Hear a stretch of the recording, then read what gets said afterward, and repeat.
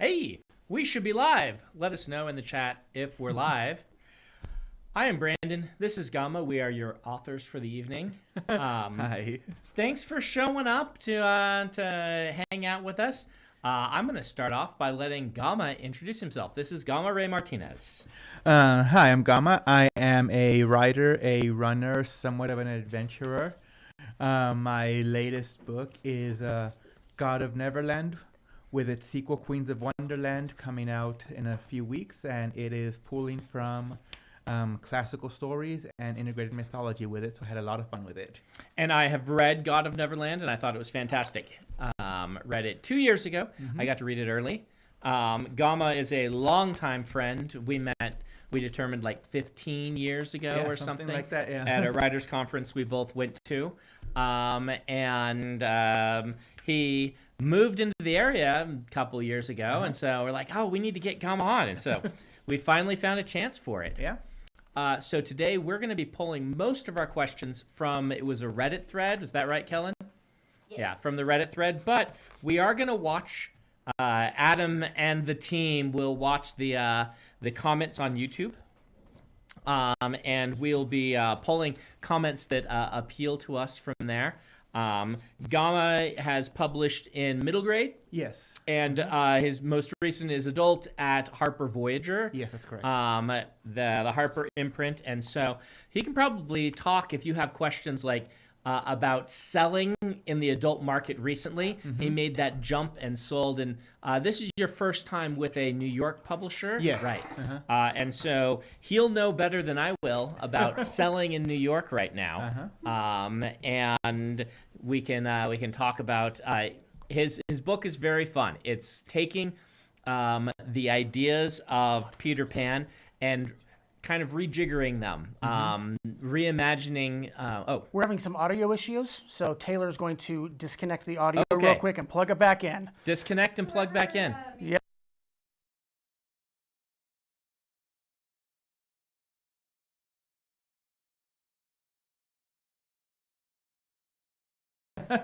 We are.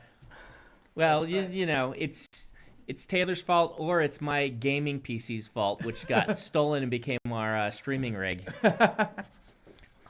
The gaming PC that I played many a game of Doom Eternal on is now our streaming PC. I can't believe people are defending Taylor in this chat. That is so disgusting.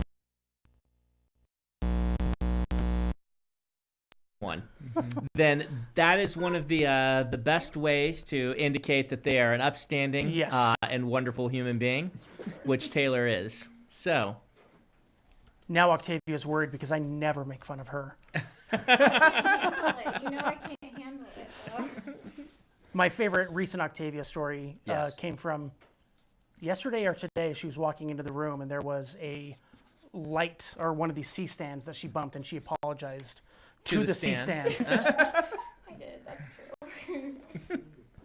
are you're they can hear you, right, I Adam? think they can hear me now. Yeah. So don't say anything. So let me apologize to everyone who can hear my voice. They're saying it's still clear. Yeah, Still clicking. I just Taylor figured it out. He's smart. He always does. No pressure. No pressure, Taylor. So they're saying my mic is fine, but Brandon's is sputtering. Oh. Yeah, the big loud pops came from Taylor unplugging So the XLR cables. so it might be my cable here. No, something is happening between that camera, that's the main audio feed for you, and the computer, because the audio that I'm getting is perfect. But your So- microphone is not bad. They're saying. No, but it's the audio I'm getting from you on Yeah. this machine is perfect. It's something Yeah. from this camera. I'm just saying, how can we plug me into whatever you're plugged into? You are plugged into it. No, it's, okay. this camera or the HDMI cable. I'm completely unplugged now, Taylor. Just They're so you saying know. Brandon's sound is Oh, fine. Brandon's audio is But perfect then now. some Adam's people is say perfect. still clicky, so Hmm. it's YouTube's fault. Yeah, Taylor unplugged me. He was very rude. I'm sorry, everyone. So, when Brandon's fine now. Taylor unplugged you, I got fine. Well, And And now then- everyone's saying it's all the audio, and it's Brandon's audio, and now it's Adam's audio. So we're We're uncertain. Well, and there's a delay. We as do well. that's true. There's a delay. We do appreciate people in the chat letting us know. That's really handy. Oh, Sadie says, "Haha, we blame Ben," and I think that's correct. Oh, yeah, we can blame Ben. It's a very small click. They definitely can still hear everything you're saying. It's not very loud. If you want to talk, I can Okay. grab another thing. You're going to still work on it, but we should just keep on going. All right. Okay. Taylor's going to keep working on it, and maybe he'll get rid of it. We're going to keep going so you don't have to listen to us troubleshoot. And we apologize for the clicking sound, which we will fix as soon as we can. All right.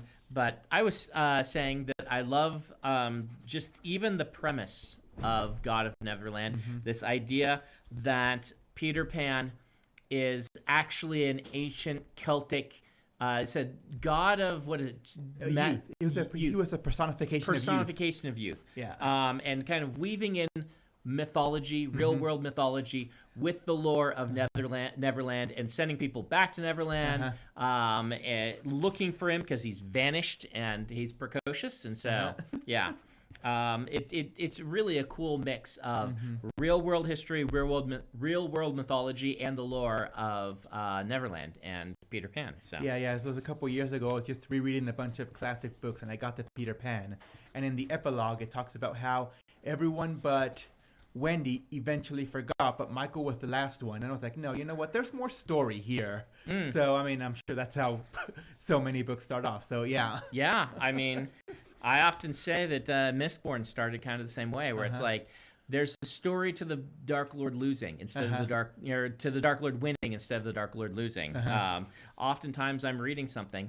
I was reading Harry Potter, and it spun me off on what happens if the Dark Lord wins. Yeah. So that's where a lot of books come from.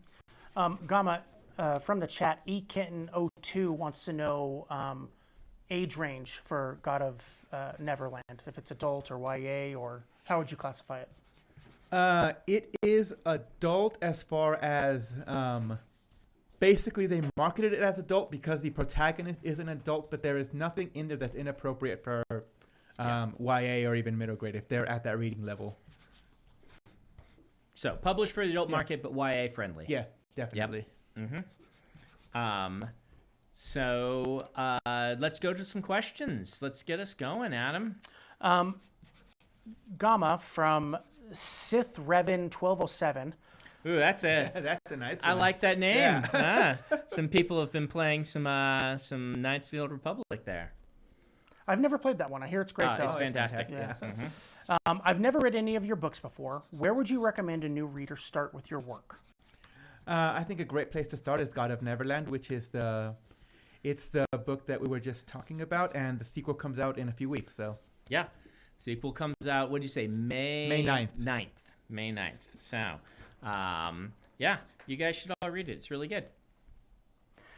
Not a writer at all says, Brandon, what's it like handing over the keys to parts of the Cosmere to Dan and others? How do you see this collaboration working in the future once stories begin overlapping more? Yeah, it's very interesting. It's been in some ways a little bit easier than some of the other things. So one of the things I realized in doing some of my collaborations that I did in the past was that handing over a story that I had been working on was actually kind of hard. Like, I didn't get to write the story. And once someone else wrote it, like, then it was written. And there was a part of me that was kind of a little bit sad, though some of those stories turned out fantastically. Like the original, which I wrote with Mary Robinette, she wrote it in a way I couldn't have. But with the Cosmere stories, we decided we're not doing that. What's happening with both Isaac and Dan, who are working on Cosmere stories, is we sat down and we brainstormed stories in the Cosmere using some of my world building and things, but stories they wanted to tell that match who they are and their voices.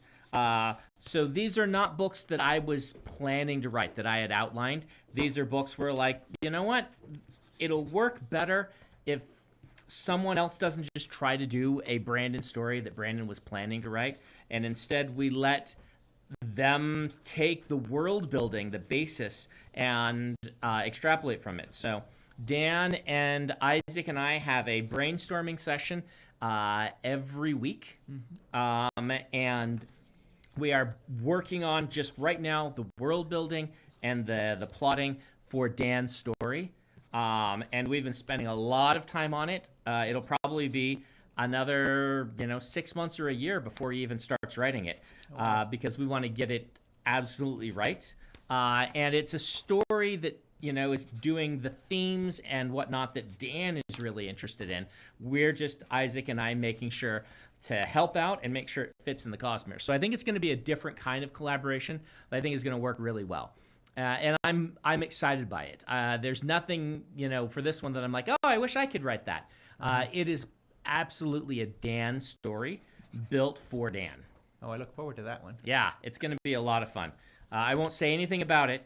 I don't want to.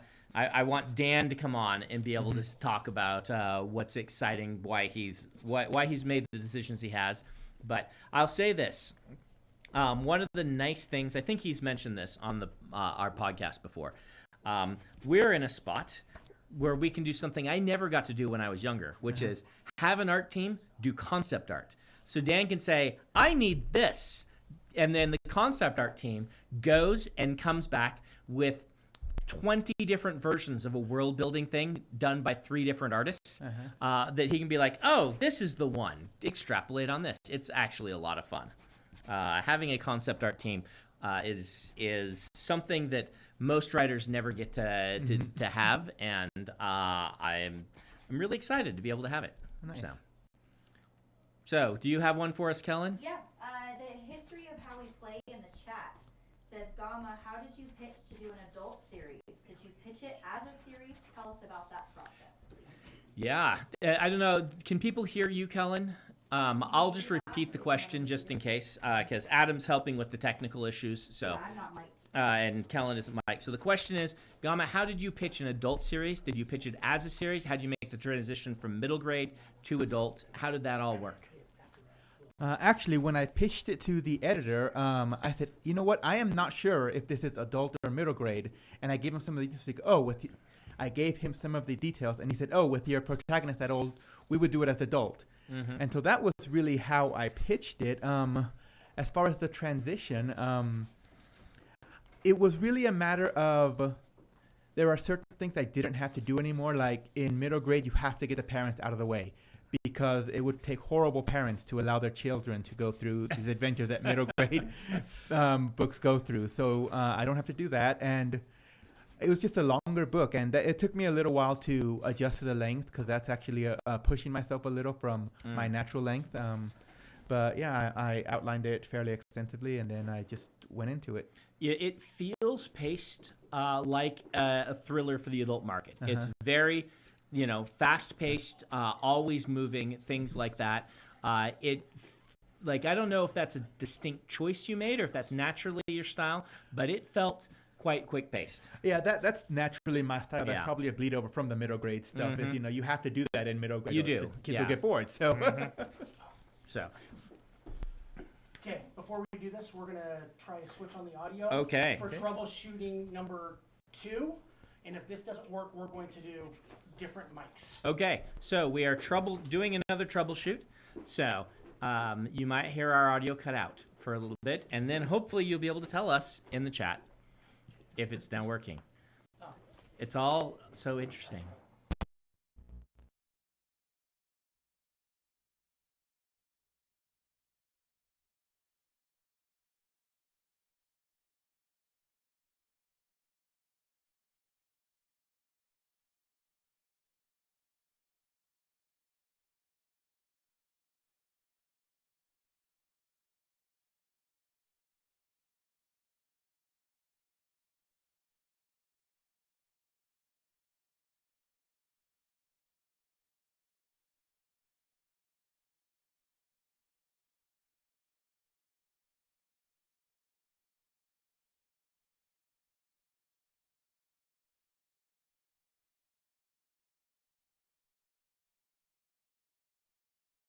second. Mm. Okay, can I try again? Yes, and that is the ending of the Cosmere as I understand it currently. Please don't share it on the stream. It's something that I want to keep just among us. Yeah. Mm-hmm. They're loving that. Yep. Okay. Alabama, Alaska, Arizona, Arkansas, California, Colorado, Connecticut, Delaware, Florida. How's my audio? Terrible audio. Let us know in the chat if Adam is right and this is even worse audio. No more clipping, they're saying. No more clipping. They just said it's really loud. Yes, they can't hear him. It's really loud. And now they're saying it's sounding good. Ooh. It was fine, sounds good. Ooh. Pops. 1 second. You have fixed it. Yeah, but I can't hear on this audio at all. Mm. What do they say now? A lot of people say good. There's a few that say it's worse, but who knows? It's we appreciate them sounding off. Maybe. Some people say the little bit gain less feels clear. too high. Yeah, Hmm. the gain, absolutely. The gain is high. The gain is high. Oversaturated, Yeah. just a bit. Everything went wrong when we switched to your gaming PC. Everything went wrong when the Fire Nation attacked. Yep. But lots of people Sorry, I'm say gonna turn it's this the off so I same. can look at it. Or Mm-hmm. somebody said it's my fault. Oh. Oh. Oh, it's Brett from the warehouse. Oh. There we are. Yeah, okay, I'm gonna do some adjusting on this. Well, we'll let them play with that. Kellen, do you want to throw us another question? So we fill the air with. Can hear me. Adam, can I have that? No, you just toss it to me and I'll say it. I'll repeat Just, it. That's, there you go. Okay, the next question is from Seth Cran from Reddit. Gama, you swim with sharks at least once a month. Can you tell us more about this? Total aside, I did a shark dive once and got bit by a shark on the hand at 65 feet. Terrifying experience, but they still fascinate me, even if I don't think I could ever bring myself to dive with them again. I am a volunteer at our local aquarium, and I mean, it was something I started. I was like, you know what? This is a free way to keep in practice for scuba diving, and I get to swim with the sharks, and just clean their tank, and they give us, warning signs to look for, but that has never happened to me. One time I accidentally hugged a shark. Tell us that story. So I was cleaning the tunnel, so I was like this. Yep. And then this zebra shark swims like up here and like up in between my arm and my body. I was like, okay, all right. It's a very affectionate shark. Yeah. Yeah. So this is at the Living Planet Aquarium. Yes, Oh, that's a very good aquarium Yeah. for being in the middle of Utah. Yeah. Right. I've always been impressed with that aquarium. Yeah. So that's nifty. So do you do it during hours when people are there? Yeah. So that people can watch you swimming. Yeah. So there might have been a bunch of kids being like, "Look, he's hugging the shark." Maybe, yeah. Mm-hmm. Gama, can I have you just tell us more about scuba diving?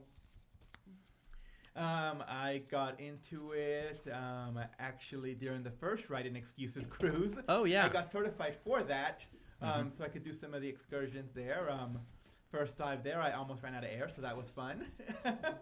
Okay. Yeah, and then I've dove in. My favorite was in. I did the Great Barrier Reef in Australia, and that was just amazing. Probably fewer chances here than there were in Houston. Yeah. When you live there, huh?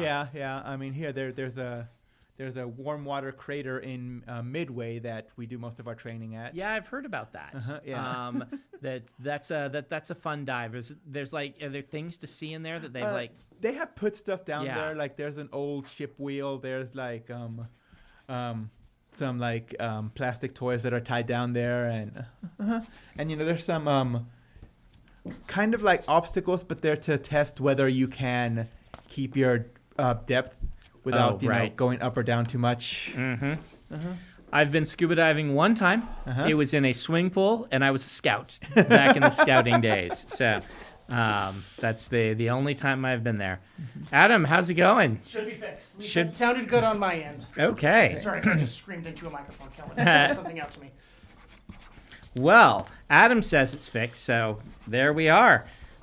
Thank you guys for troubleshooting that so wonderfully. Well, and thank everyone for their patience for bad audio. There's nothing worse than bad audio when you're trying to watch something. So we appreciate your patience.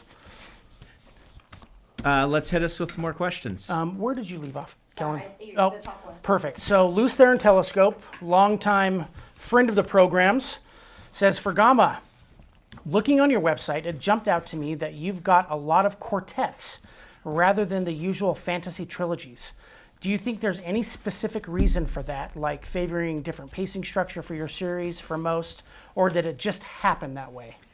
It just sort of happened.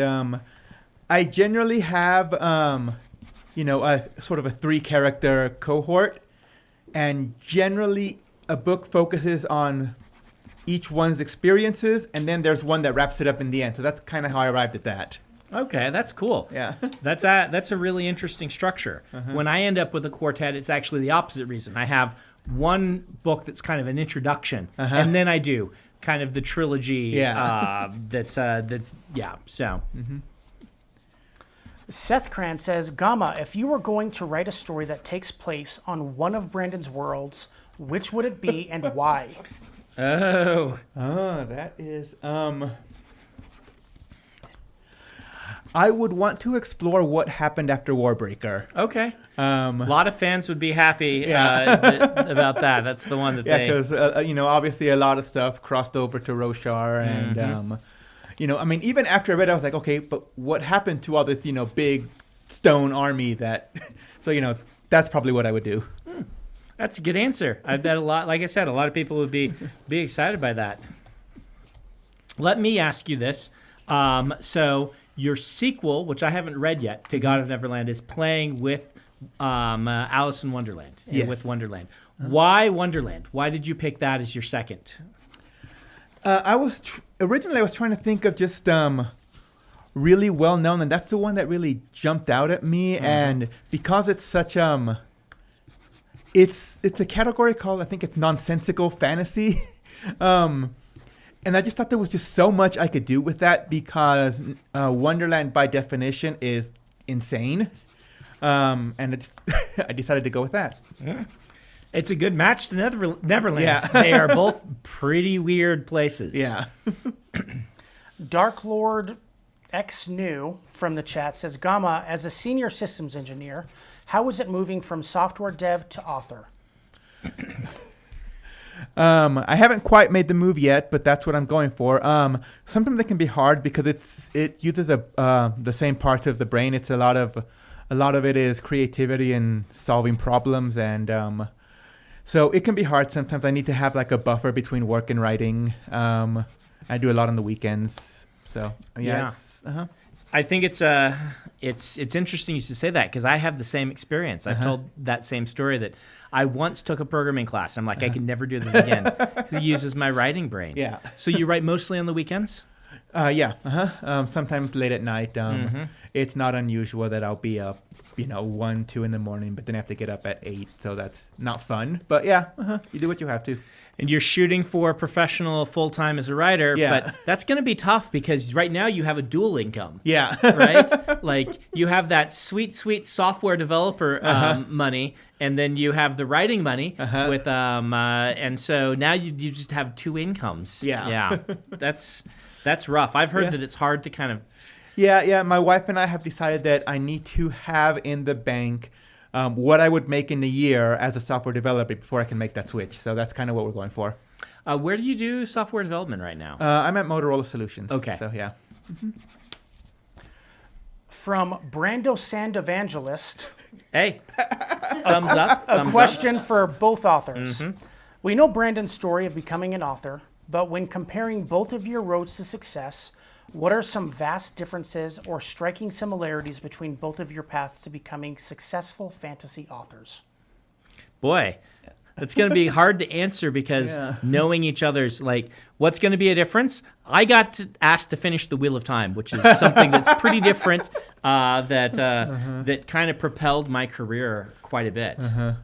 I mean, I went the route where, when we sort of touched on this, I went the route where I got the professional job outside of writing and had that as a career as opposed to, being the night clerk at the hotel. And Yeah, you got a real job Yeah. and things like that. We did meet at Writers Conference, so we both did a lot of writers conferencing. Yeah, that's early in our definitely, careers. I met my editor at a writers conference, which I think is where you said you met. I met Moshe at a writers Yeah, conference also. So yeah. I was at the World Fantasy Montreal, and you was it Superstars? Yeah, You met your David editor? Pomerico was guest at Superstars, and I pitched him there. Yeah. Yeah, was that one of the years I was there? He's He's been there quite a bit, I Yeah, guess. he's been Yeah. there a couple of times. Yeah. Because I haven't gone back in quite a while. I used to go to Superstars all the time, but I just can't go to as many conferences as I used to. Yeah. From Thak Naji Had for Gama, what books from your childhood still inspire you today? The big ones I think are a lot of Bruce Coville stuff. My favorite growing up was Jeremy Thatcher Dragon Hatcher. I read that so many times the cover fell off. I'm sure favorite David Eddings' Belgariad. I still listen. I still listen to the audiobook of that one repeatedly. So yeah. Lotus the Blooming says, hello there. As an aspiring author, General Kenobi. As an aspiring author who is currently in the querying trenches, that's such a weird word. Yep. Anyway, how do you deal with continual rejections? Do you have any advice for sticking with sending out queries even when it feels kind of all hopeless and like nothing is ever going to come from it? Don't focus on one project is the big one. Keep writing. The reason I say this is because what you submitted initially, it might just not be there yet, but if you keep writing, you keep improving your craft, then you'll get there. So don't have your heart set on one singular project. My first attempt, I went back and looked at it. I was like, oh my goodness, this is horrible. So, I mean, that's my big advice there. Yeah. Well, and that's good advice because you might have thought 10 years ago, well, I'll obviously be a middle grade author. If I ever sell to New York, I would sell. Because you were an indie author for a while. Yeah. And then now you're publishing essentially adult fantasy thrillers, which is there. And, Dan, our mutual friend, Dan Wells, he started thinking he was writing epic fantasy and then eventually sold in horror. So working on a lot of different things seems like really good advice. And funny, I actually submitted a book a while ago. My first personal rejection was to Pyre. And it was one that I submitted it as middle grade. He goes, this is great, but this is not, sorry, I submitted it as YA. And he said, this is great. This is not a YA story. It's a middle grade story. And I sort of went back. I was like, oh, yeah, it is. And so that's actually why I started focusing on that for a while. Awesome. Yeah. So I have a follow-up question. Obviously, and this one's for Gama. The chat will know, and it's kind of famous, that Brandon wrote 13 books before he was published. Did you keep track of how many full stories or novels that you wrote before you got picked up? Because obviously you were working indie before, so it's maybe a little bit different of a question. Yeah, let me see. I think I have 5 that have never been published, and then I did around 14 indie, and then obviously the trad ones, and I have a couple that I'm shopping around right now, but that's about it. About it, he says. Yeah. After he mentions having written 21 novels. So, Brandon, you told me once, this was a long time ago, Yeah. and you can correct me if my memory fails me, that, at least I think you're the one that told me this, that you thought it took about 1 million words before you knew what you were doing. People say that, and it seems fairly accurate. The thing is, it's not a one-to-one, right? So Pat Rothfuss is the counterexample of this.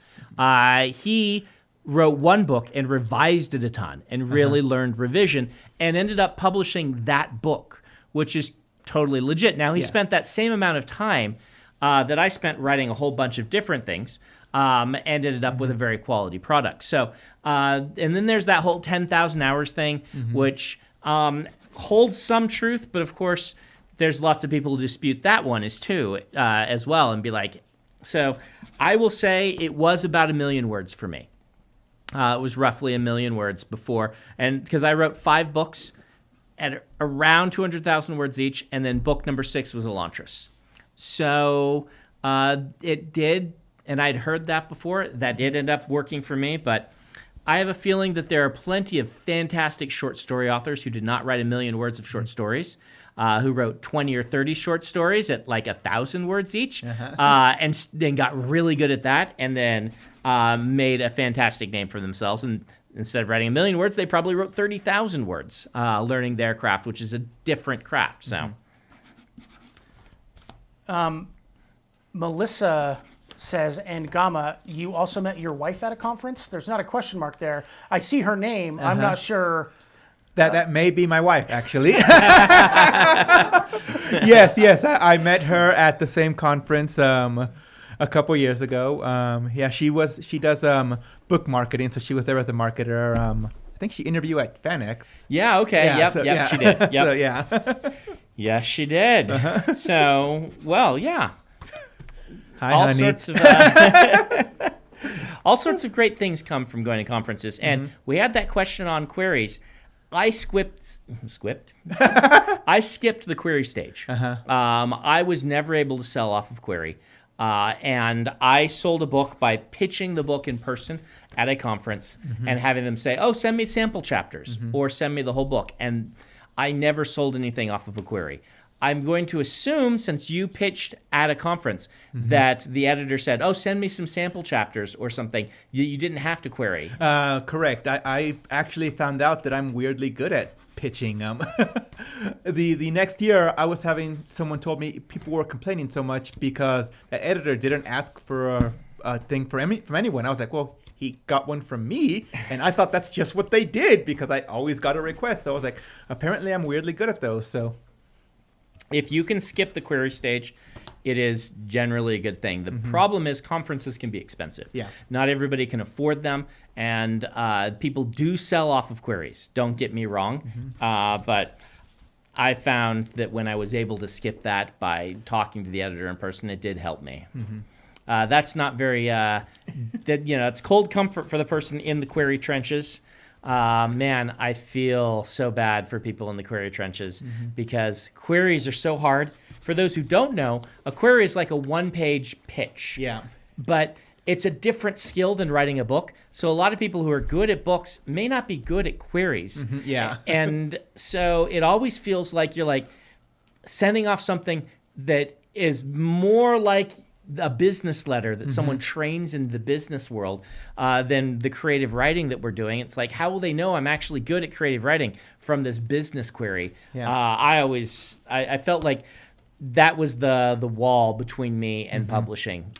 But yeah, check if there are any conferences near you, because obviously it cuts down the expense a lot if you have to travel to them. Yeah. And a lot of times editors go there specifically to take query pitches. So Yeah. So here's a question for you, Brandon, from Tech Evil. Tech Evil. Says, silly fun question. Someone brings a server and a computer plus monitor to Roshar and uses AI to create AI art. Would Creation Sprint or any other sprint gather? So, would Creation Sprint gather? No, because it is perception of the person. It's the emotion and the perception of the person doing the creating that is drawing the creation sprint. However, do that long enough, and there's a decent chance that a sufficiently strong AI would start gaining sentience in the Cosmere because investiture and the way things work. So what about Logic Sprint? So Logic Sprint are drawn to people's arguments. Okay. And it's the person's emotion and thoughts that draw the sprint, not the activity necessarily. In most cases, some of the more, so this is kind of there's a division line. The spren that are a little more on the cultivation side they can be drawn to just life spren and rot spren. They're not looking for the human emotion necessarily, but things like creation spren and logic spren are. So. We have some advice from the chat from Laura Wittenberg, who says, former slush pile reader here. For my agency, the most important things to include in a query were 1, genre description, and 2, books similar to your book that sold well. So if you're a writer. Great advice. Yeah. And I'll add a little aside to this. Maybe the person from the chat who said that can corroborate or not. I have heard that sometimes authors will send in and say, what are the books that are like mine? And they will pick the 2 most popular books, right? So for a long time, it's like Harry Potter meets Lord of the Rings, which agents and editors started to kind of hate. So that doesn't tell me anything. Don't pick the 2 most popular. So picking things that are still successful and popular, but are better matches to you than just it sells well, is kind of a bit of an art for that. At least I've heard from agents before. They are tired of hearing, it's Harry Potter meets Lord of the Rings. Great. That doesn't, Oh, don't say there is nothing like my book. Yeah. Yeah. And so being able to say, for instance, a similar, like if you write epic fantasy with hard magic systems, then saying you're like Brandon Sanderson is good. If you don't and you're just using it because I sell a lot, then they can kind of sniff that out. Siriana says, so Gama has done a reimagining of a classic novel. I'm curious about if he were going to do any more reimagines, what other novels he would tackle. Ooh, yes. There are a couple. I am hoping to be able to play in the Oz world. I have this one in the back of my mind where it's the joining of the lines of Frankenstein and Jekyll. Oh, okay. And seeing what would happen there.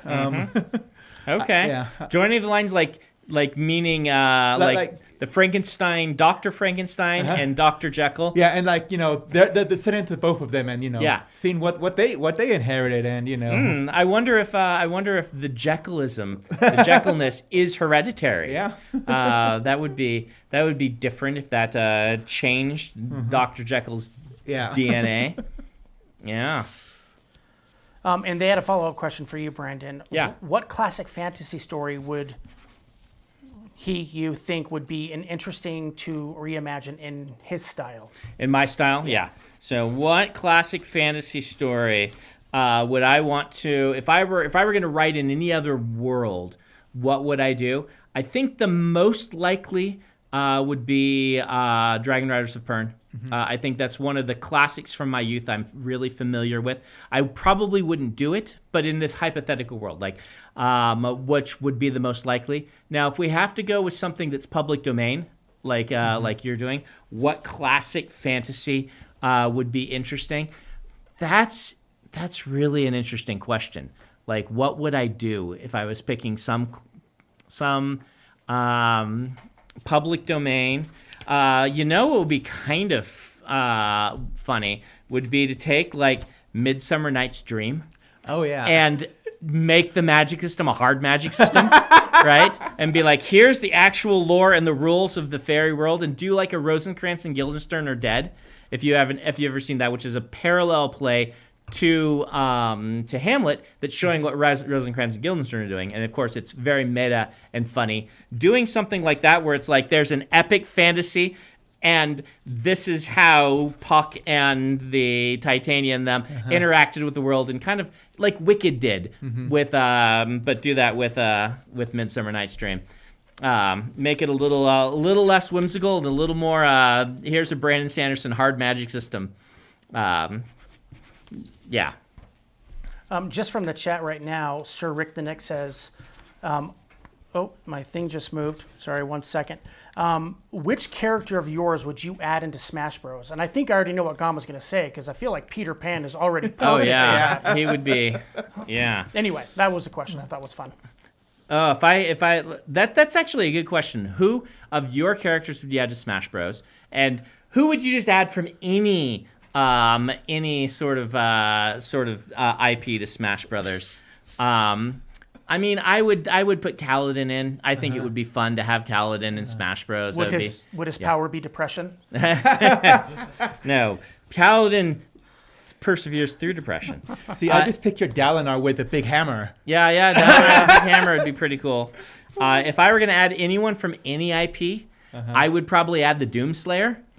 We talked about Doom earlier. It would be hilarious to have like all of these cutesy, and then Doom, which is the Doom Marine, the protagonist, Doom guy. What would you add? You know, if it's from any IP, Yeah. Waluigi? Sorry, that was just in the chat. Too much of a meme, I know. Sorry. Yeah. Oh, that is a hard one. Belgarian. Yeah, okay. Yeah. You're making Kellen very excited over here. She loves those books. Yeah. Yeah, I just see him, walking around with a flaming sword and. Yep. Yeah. And speaking a word and changing reality. Yeah. We have another one from Siriana from the Reddit thread, and it's another question for both of you. I'm going to just read it as they say. You can interpret it. They are stuck on one of the worlds of their own creation. Which of their worlds would they want to be stuck on and why? Oh, you're stuck in one of the worlds of your creation. I have an easy answer to this while you're thinking. I always say Scadrial, which is the Mistborn world, because they have electricity and air conditioning is coming around, and instant noodles and some of these things that they would be. It's the only place right now where I think I could make a living as a professional writer. So that's where I would go. I wrote a series a while ago called the Goblin Star series, which is a mix of sci-fi and fantasy, and it's basically like elves and dwarves in space. Because the way we understand science, it's impossible to go faster than the speed of light, so you have to use magic to do it. So That's a great pitch. Yeah. So yeah. I think with the advanced technology and magic, I think that's where I would pick. Okay. There was a book series, sorry for this aside, but the book series I recently finished reading was called the Black Ocean series. But they did something similar to that where it was kind of like Firefly, but in order to do all their traveling, they had wizards and actual magic in their Firefly world, and I thought that was pretty fun. Yeah. I highly recommend it. It's very famous for what it is, so I'm probably preaching to the choir. But Grace continues from the chat, says, Gama, can you tell me a bit of your writing process? Where do your books start? Or do you have a routine to get in, quote unquote, the zone? So I start with an idea, and I go by the 3-act structure. And basically, I start off with the points of the end of Act 1, the midpoint, the end of Act 2, the climax, and at the beginning, the inciting incident, and then I build plot points around those. As far as getting into the zone, I generally will have something on TV that I've seen a million times before, so I don't actually have to pay attention to it. And I will go. Wait, you're writing while your TV is on? Yeah. I actually had a Pirates of the Caribbean going while I was writing God of Neverland. So I've never heard of that. That's fascinating. So yeah, and that I just sometimes it'll take me half an hour to really just get in the zone, and then I can. But that's what I do a lot of the times. I can totally see that, having read the book. That soundtrack is pretty spectacular. The history of how we play from the chat says, Gama, what draws you to fantasy? What do you think is the advantage as an author? I can do anything. There's the, what if this, like the Goblin Star series I mentioned, it was like people were, I was just listening to a conversation where people were talking about how you don't have to explain how a hyperdrive works. It's basically magic. I was like, what if it was actually magic? Right. And, you can just roll with an idea and you can go wherever you want. So that's why I love it. No limits. Yeah.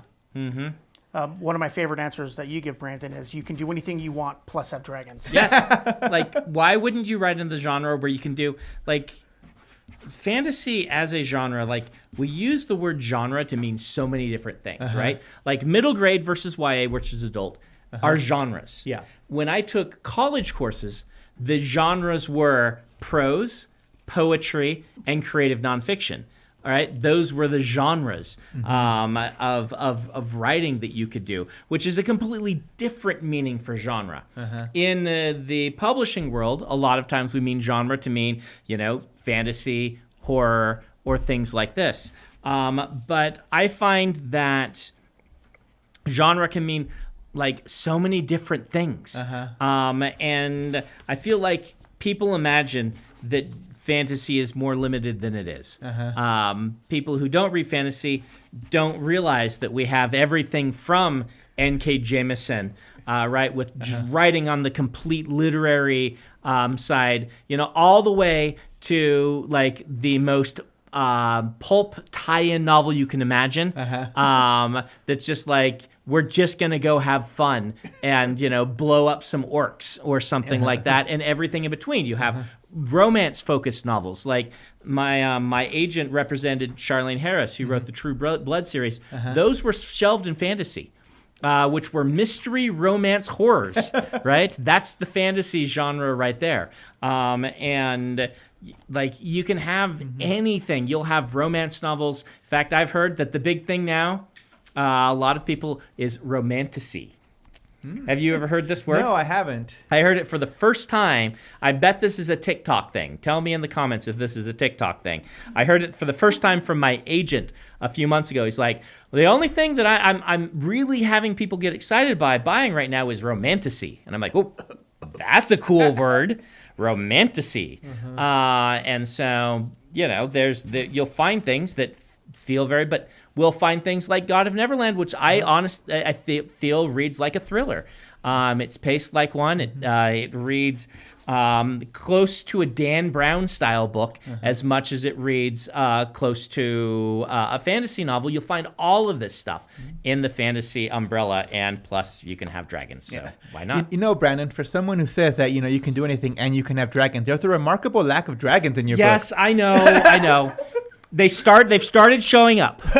Secret Project 1 has the first on-screen as a dragon. But yes, the dragons have been kind of hiding out and things like that. The thing is, one of the first books I wrote in the Cosmere had a lot of dragons. It was called Dragonsteel, but it didn't get published. And so that book is still canon to the lore of the Cosmere, and I know all about it. Yeah. But yeah. So, you're right. Tyler Cobb from the chat says, what creative career would you both be in if author was not an option? Creative career. I would probably be a computer programmer. I would almost certainly be, because I would have taken that college course, and I would have been like, oh, I like using this part of my brain. This is really fun, if I hadn't already been using that part of my brain to write. But you can't say that because you already are one. So you have to pick a different one. Oh, man. If I'm really stressed out, what I'll do is I'll go paint. Okay. So probably a painter. Yeah. Painter. What kind of medium do you like to use? Like, what kind of painting do you do? I do acrylics, and there was basically this there's this studio nearby where it's like you go and you can try to copy this picture, or you can do your own thing. So I'll go there and I'll spend a couple of hours there. So yeah. Yeah, my son loves to paint, and every time we've taken him to one of those things, he picks the go off on my own. He never wants to paint what they have, but I'm glad that they let that creativity flow. Well, from our favorite Melissa in the chat, she says, little known fact, Gama actually wrote in all caps, an incredible romantic fantasy story. Maybe we need to talk about this. Oh, yes. Ooh, you wrote a romantasy? Apparently, it was a short story for one of the anthologies that Kevin J. Anderson did for his Western program. Oh, yeah. It was called Mirror Mirror, but then it changed to something with reflections. Don't you hate that? I've changed some of the names of some of my stories now. Always use the old one. So it was a story about, the whole premise was it had to deal with reflections. And so it is a vampire in love with a dryad. And he starts off by looking into a pool, and obviously he can't see his own reflection. And then there's a big whole thing where his sire is trying to take over the dryad, and then he manages to stop him, and in doing so, he takes in so much of the life magic that he is able to see his reflection for the first time in the Dryad's eyes. So, Oh, that is so sweet. That is super sweet. What's the? Do you remember the anthology it's in? no. So the anthology was called Mirror Mirror, and then it was Okay. and then it changed. The story is Oh. called Blood Forest. Okay, I thought you were trying to remember the name of the story, Yeah, but no, it was the I anthology want it to say changed. I don't remember. I don't remember what it changed to. Well, maybe we can have somebody look up Kevin J. Anderson Mirror Anthology and see what comes up. Octavia's on it. It's called Gilded Glass, according to your way. Yes, that's it. Yes. Oh, there you go. Yep. Melissa with all the deets, as the chat is saying. Didn't you say that she was in marketing? Yes. Yes. Well, there you go. That'll explain it. Lauren Allen from the chat says, curious on both authors' thoughts on Kindle Unlimited publishing for authors. Kindle Unlimited. Oh boy, you've done some indie stuff. Were you on Kindle Unlimited? Yeah, a couple of times. It depends on the length of your book. My wife was working with someone who was doing a picture book. It was like there's no point. You'll get like a penny for each time someone reads it. There are some months where I made as much from the Kindle Unlimited page reads as from the purchases on Amazon. So I mean, I think it's been pretty good. I would be a much bigger fan of Kindle Unlimited if it weren't requiring exclusivity. Oh yeah, absolutely. I think that Amazon uses unfair practices to push for its monopoly. And one of them they do that's unfair to authors and to readers is requiring exclusivity for Kindle Unlimited. And I know they don't have to do that because they asked if my books, some of them could be in Kindle Unlimited, and they did not ask us for exclusivity. So they're willing to break the rules for someone like me when I feel like the people they should break the rules for are the people who are trying to make a name for themselves. And so I have some problems there. That said, it is a really good way to let people take a chance on your books without them needing to spend money on them, which as a new writer is something that you kind of need, is a way to get your books into the hands of people. Like I feel like convincing Tor to do a cheap version of Mistborn, they did a half price version of Mistborn back in 2008, was part of the reason my career took off. Is they're like, well, all right, we'll release an extra cheap version. And so just, it's already a big ask for people to give you their time. So getting them to, the trade is, I'll give you the book for cheap if you'll give me the time. Seems like, anyway, a way to establish yourself. But in the long run, I don't think Kindle Unlimited makes as much for authors. Just so you know, we put our book on Kindle Unlimited. We put The Way of Kings on. And the amount that we earned off of Way of Kings plummeted for that month. Oh, wow. I was totally fine with that because once again, getting the book to people to try me out, totally fine with me. I would give away the first book of all of my series for free if I could, get away with it and convince the publisher. Yeah, and I mean, if that's it what worked. Bane does, basically. Yeah. So, yeah. And so yeah. In fact, I have Warbreaker on my website for free for this exact reason. Give away a book for free. So in concept, I don't have necessarily problems with it, but I do think the execution has some bad aspects to it. Yeah, that makes sense. Not a writer at all from the Reddit thread said, for both, what genres or subgenres are you most interested in dabbling in the future? It's a good question. I've toyed with horror creatures before. Like I mentioned, I had the vampire, and that might be something I would want to explore. I would sometime like to do a straight up true Weird West book. The Wax and Wayne books, people think are that because Wax is from the Ruffs and things, but they're actually detective novels. They're early 1800s. They're much more Sherlock Holmes inspired or even police procedural inspired than they are Western inspired. Just the main character is someone from the equivalent of the West coming into the big city, which gives some echoes of that. I would like to write a straight up Weird West sometime. Weird West is one of those things that I just kind of love. That's the subgenre we give for fantasy science fiction mixed with Westerns. You mentioned Firefly. No, Yeah. Adam mentioned Firefly. Firefly kind of is in that Weird West feel and things like that, though it's in sci-fi Western. I would like to try one of those someday. So we have from the chat, Sadie is asking this, and this might be more of a Kellen talking to him after. Will we get to see Gama at Dragonstone 2023 for books and signatures? Yes, that is a Kellen question. I mean, maybe. yeah. Have you come to Dragonstone? You didn't no, come I- last no, I time. didn't, no. No, yeah. I would be happy to, though. Hint, hint. Yeah, yeah. I think the people we have on the thing should maybe get some. Because I bet people would. They've now met you via this. They would probably like to see you. So, yep. Kellen's more in charge of that. I just say, hey, invite all my friends, and she's like, There's not room for all your friends, Brandon. You know a lot of people. There is this year. We can get more room. Yeah. So this year. So. Yeah. So powwow with Kellen afterward. All right, I will. Yeah. Sheldon Gilbert from the chat says, as an author / software developer, what do you think of Cory Doctorow's theory that good writing is like hacking the brain into thinking the fictional words are really happening? Oh, that's genius. That is actually really good. But yeah, there's definitely I like that a lot. Yeah, I'm gonna fully agree with that. Yeah. Not surprising that Cory would write something very smart about writing. He tends to say intelligent things quite often. I'm a big fan of Cory Doctorow. But yeah, I would agree. That's a big deal, particularly I think for fantasy, where it's the whole I want to believe sort of thing. We need the reader to make that step, to be like, I am willing to believe for a short time that this is all reasonable and normal and makes sense.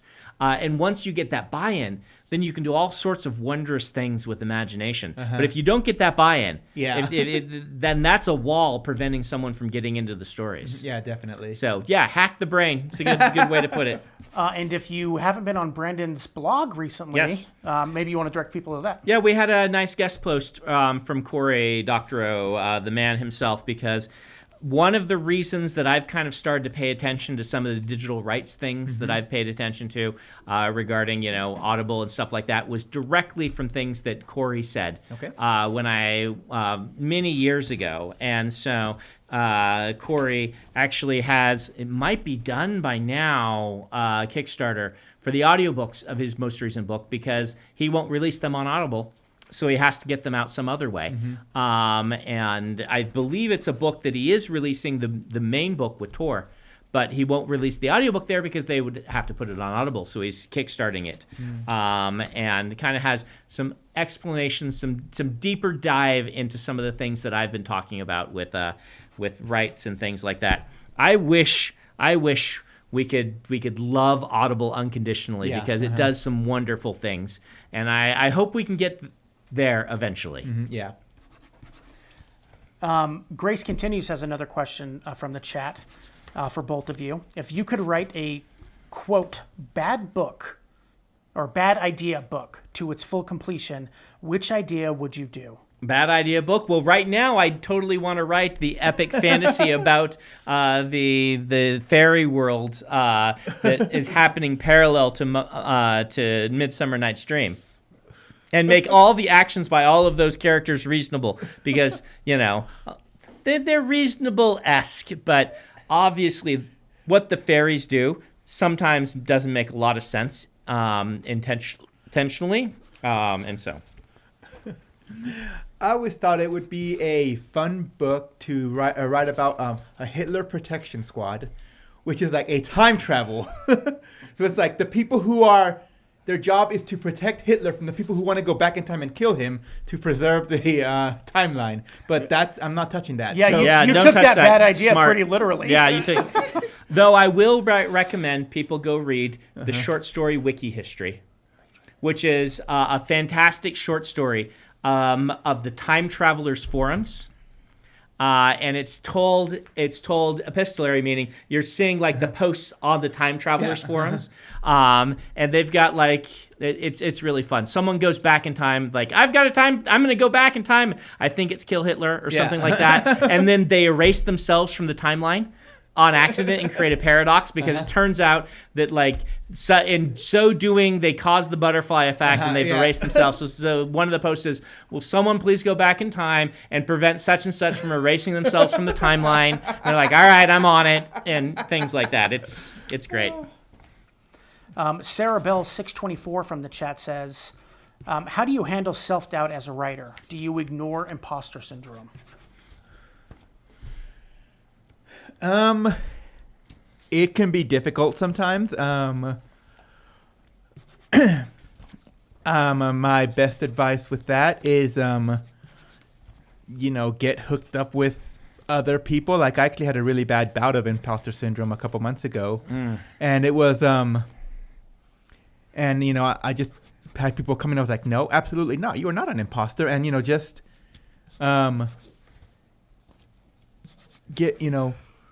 talk to people you trust about that. So when they tell you you're not, you trust them, and that's my advice on that. Yeah. There are two questions that are kind of related, so I'm going to ask them both, and maybe you guys can intertwine the answers a little bit. One is from Laura Wittenberg, who says, what is the most difficult to hear yet helpful writing feedback you have received during your career, and how did you respond? And the next one is from JFAAFA. What are some of the biggest lessons that you've learned as a writer over the course of your career?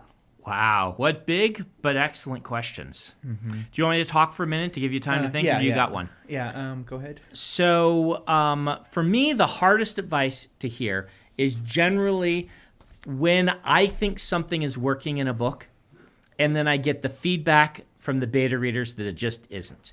When things I wanted to try just not only don't land, were a bad idea, right? And this can be rough because you're like, if it's just a matter of your foreshadowing isn't working, you can fix that. That's not a problem. But if the thing you're actually trying to do just is not interesting at all, then it shakes the foundations of the story. And at that point, you have a lot of work ahead of you. And so that's the question of that one. The hardest feedback for me to get is when I think and love and think I've nailed it, and then I haven't.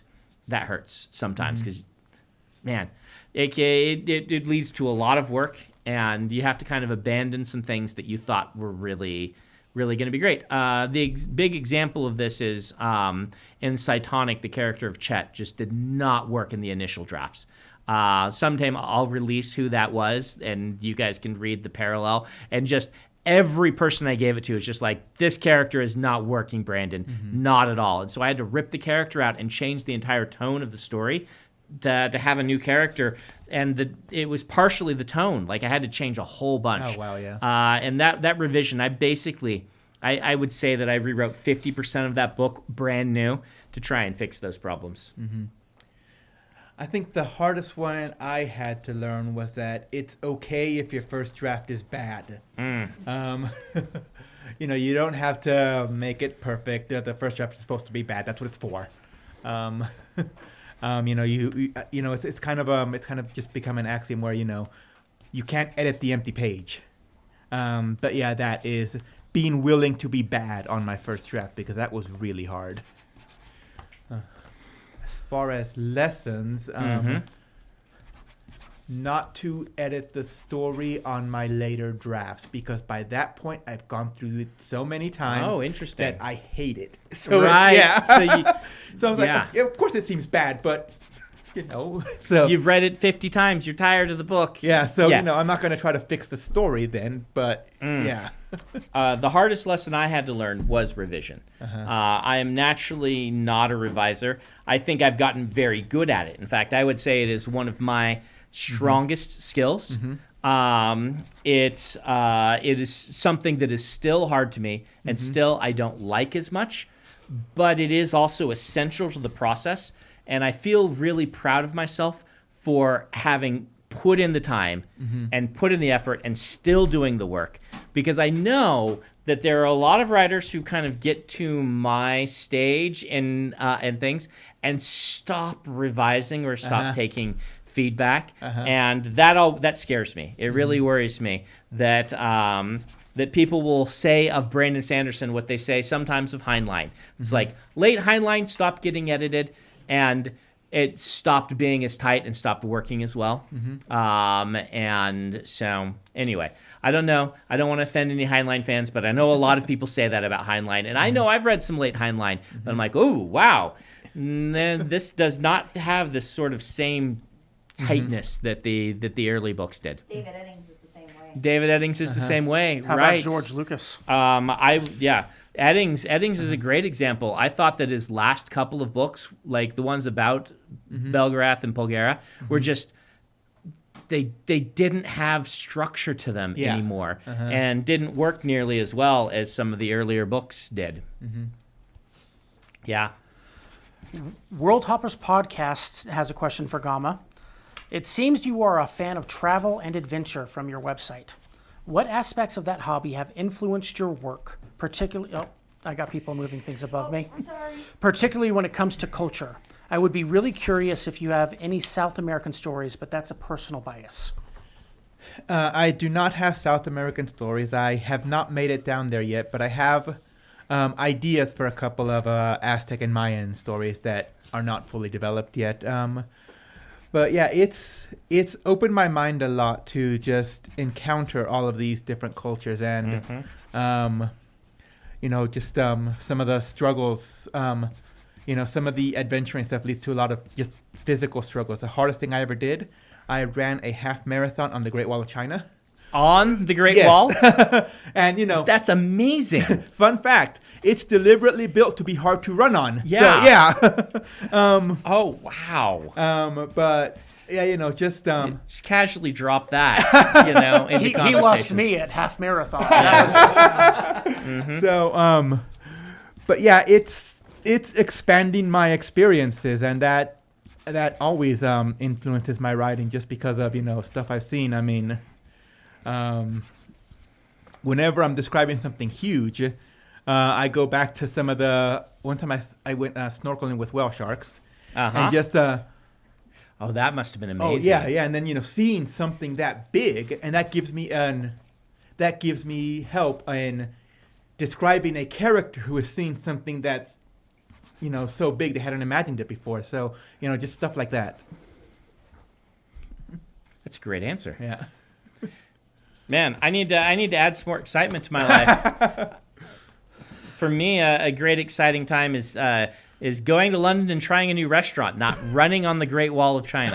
So, my experience from being in Taiwan is like, oh, I love Din Tai Fung. I'm like, try all the new restaurants, not go run on majestic great wonders of the world. Thanos Lord from the chat says, I am going to marry soon with the love of my life. As a big fan, any marital advice you think we may need to know? If it's a good one, this clip may appear at the wedding. Thanks in advance. Ooh, oh dear. Writing advice. Or Get marriage separate advice. blankets. Oh, there you go. Go expand. Yeah. Get separate blankets because the spouse will often accidentally end up taking the whole blanket. Wait, are we married to the same woman? I'm very curious. Oh, man. Okay. Marriage advice. Marriage advice. Read books together. It gives you something to talk about, and you will love your spouse. But sometimes you'll both be exhausted.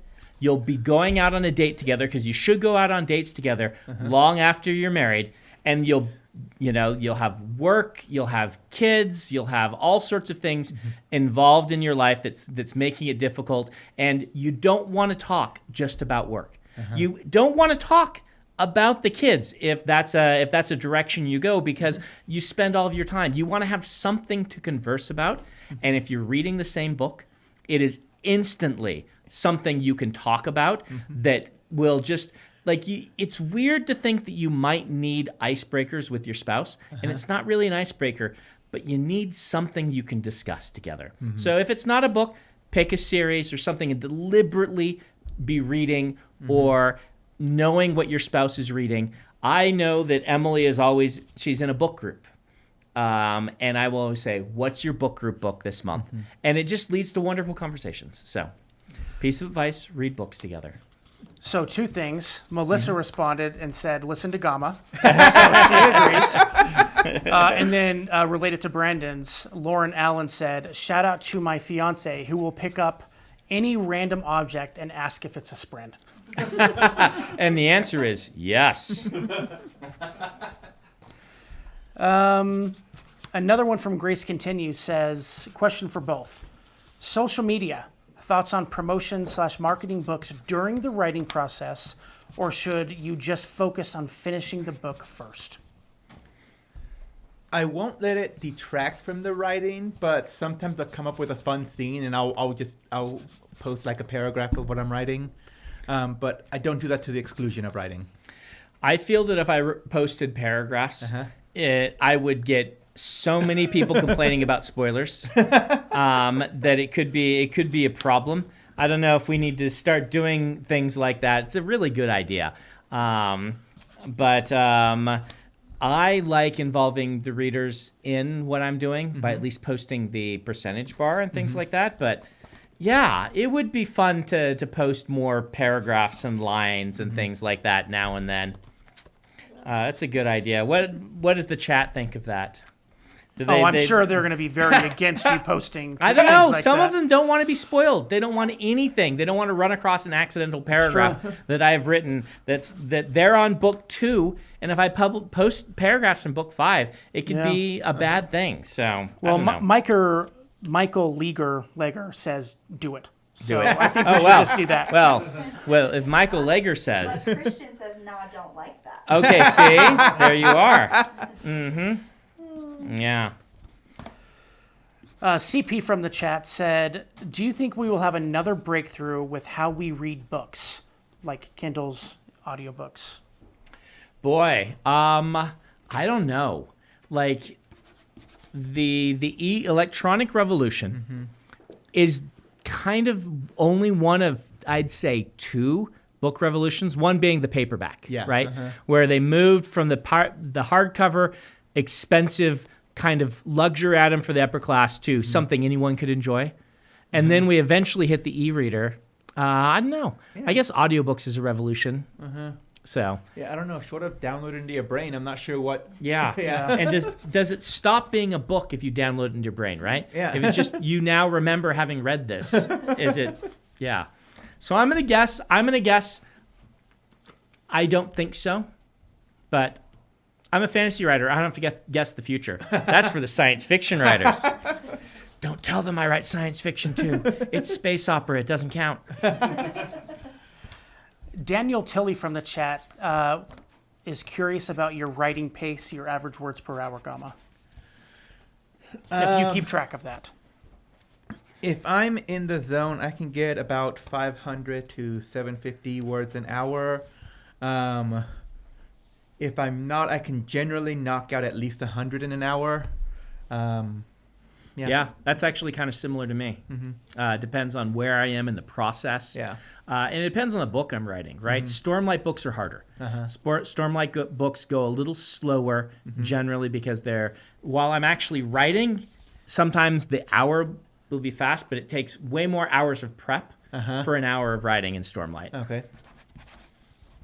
From someone who I'm sure would be a great friend, the diabetic game master.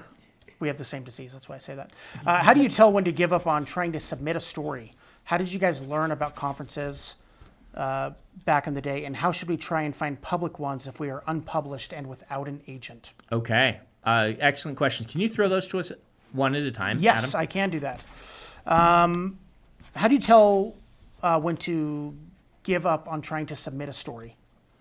When you run out of markets. Yeah, when everybody's rejected it.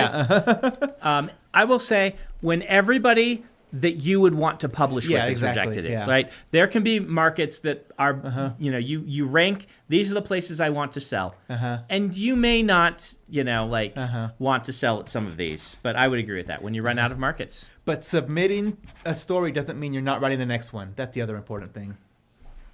And then they were talking about conferences. How did we find out about conferences when we were young, and how do you do it now? Those are two separate questions, I think. Because I broke in the era before the ebook, back when, and before really internet conferencing and things like that. And so World Fantasy and Worldcon were still the places where the majority of editors went. I don't think that's the case anymore. In sci-fi fantasy, you still will find some, but I don't think they all go like they used to. Yeah. Like if you went to World Fantasy in the early 2000s, a representative from every major sci-fi fantasy publisher would be there. In fact, there would be multiples, and they would all throw a party that was kind of a soiree that you could go and mingle. And I've heard that those just don't happen anymore, and that a lot fewer people go to those, and they've moved toward conferences instead of kind of these sci-fi cons. I don't know. How did you find out about? I actually first found out about them from writing excuses. Oh, okay. Yeah. So Yeah. we were talking about it. Well, we were just back then regurgitating wisely the information that Dave had given us, which Yeah. is a local, one of my mentors, and he was very big in the circuit and knew. And yeah, these days I don't know if the sci-fi cons are as big a deal anymore. I guess you'd have to ask people breaking in right now. I've heard that the parties don't happen anymore, which is an important thing. But conferences are still a big deal. Yeah. And I distinguish in my head cons and conferences.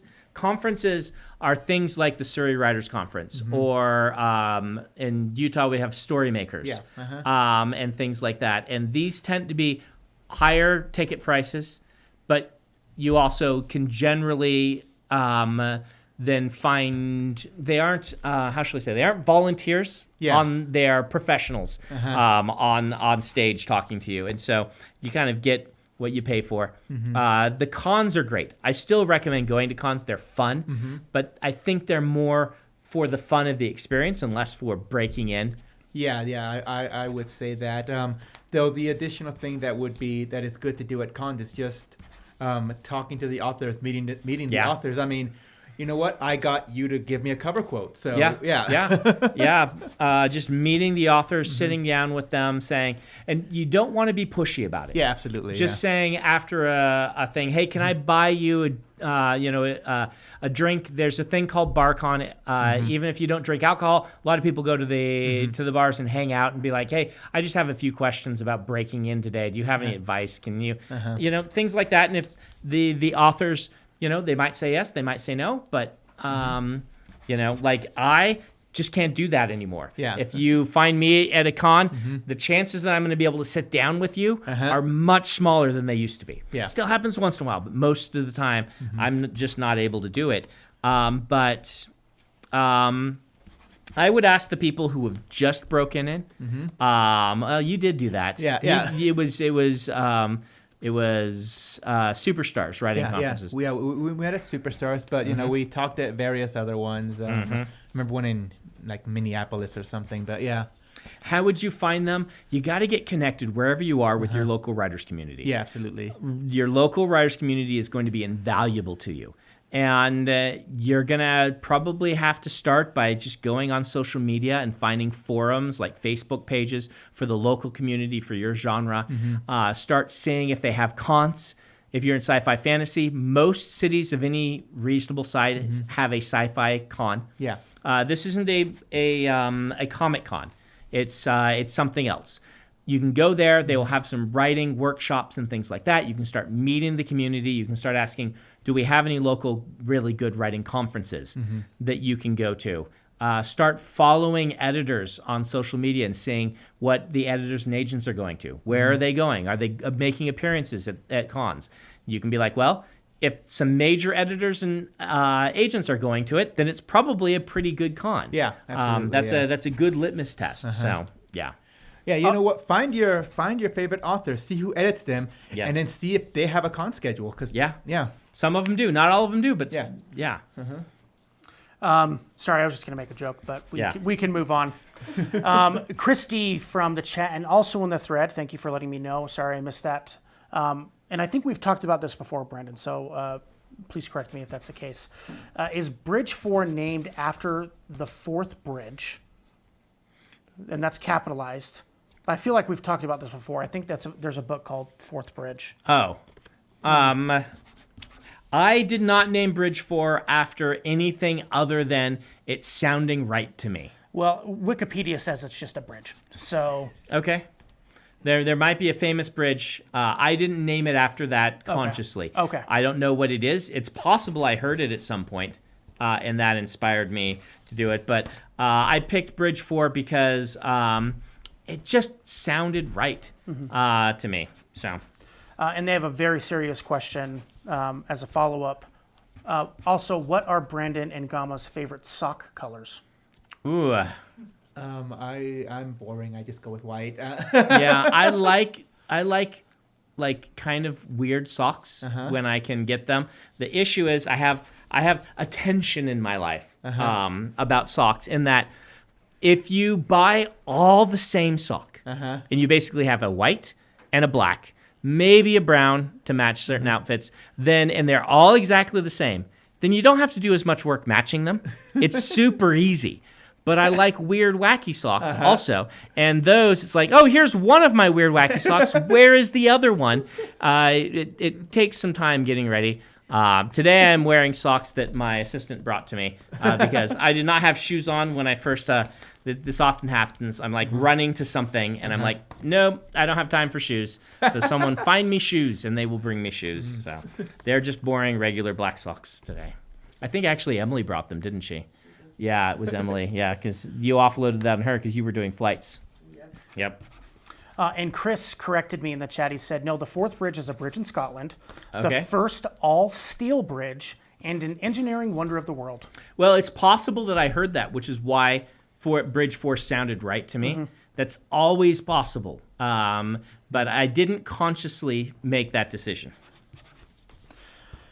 Magic from the chat says, question Ooh, I for- like writing about you.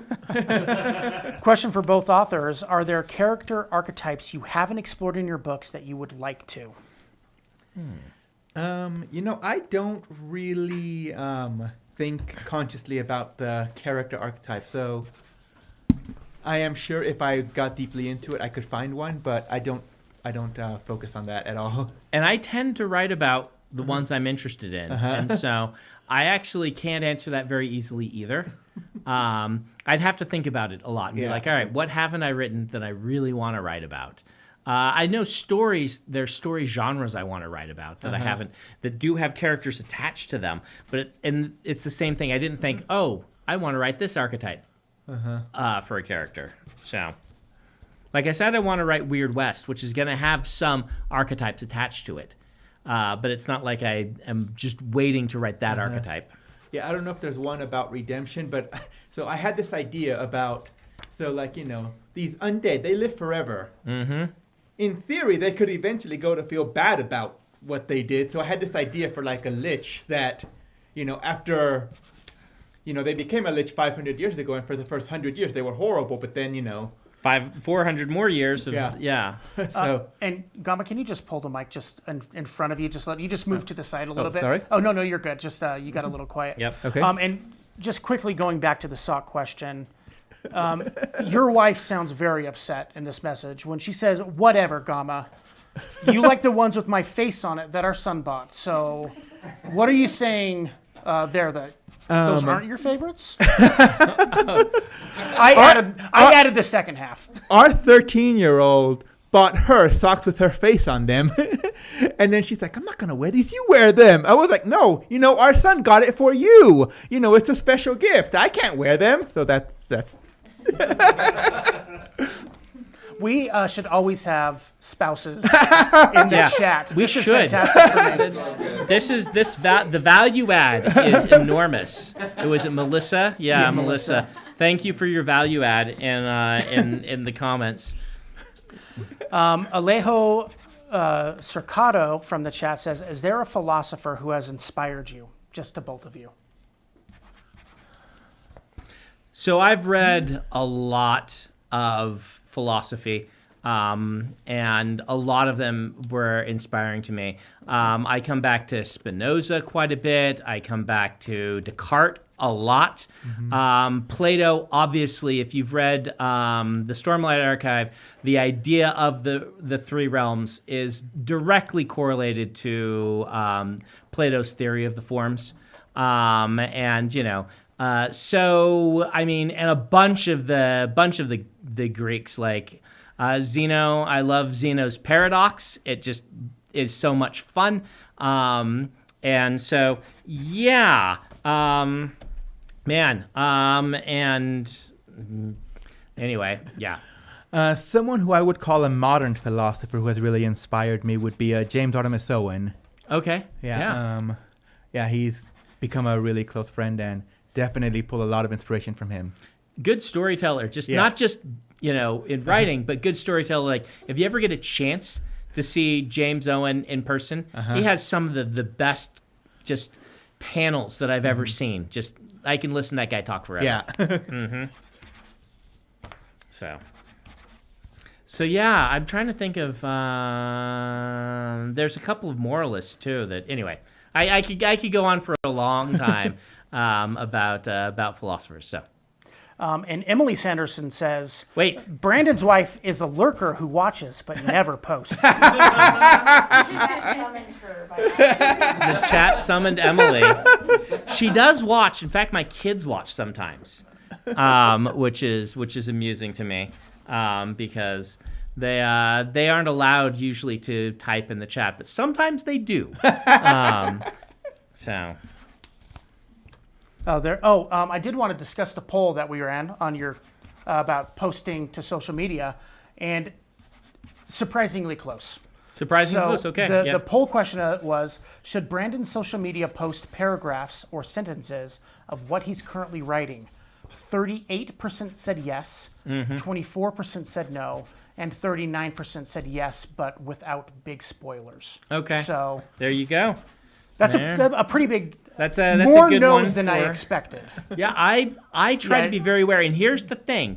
The no's carry a little bit more weight in this because spoiling something for someone is like causing a negative a reaction like that is something that I want to avoid more strongly than giving the little extra tidbits. But maybe we'll find a way that we can have a spoiler-only social media that you can follow only if you're absolutely caught up to date on everything. And then there will be occasional, not big spoilery, but we'll see. We'll see. The thing is, sometimes I write something, in fact, very often, it changes, right? Yeah. And so they would have to know, this might not end up in the book. In fact, there was one thing that I posted about once, a sentence, and they're like, ooh, we want to see where this comes. And then I wrote it out of the book. And then I'm like, they're all waiting for it. So I had to go find and write it back in to that same scene. So this was the Shameful Ribbon, I believe, which was involved in book 4 of Stormlight Archive.